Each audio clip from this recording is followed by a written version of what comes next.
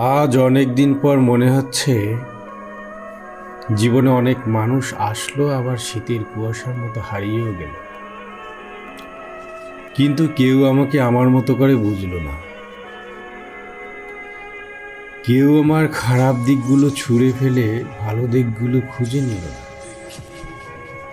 কেউ জানতেও চাইলো না আমি কি চাই, আমি কি পেলে খুশি হব।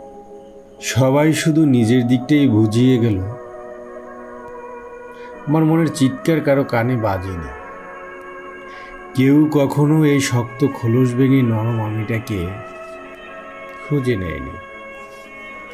এমন না যে আমার জীবনে খুব বেশি মানুষ আসেনি, অনেকেই এসেছে, শুধু থাকেনি কেউ।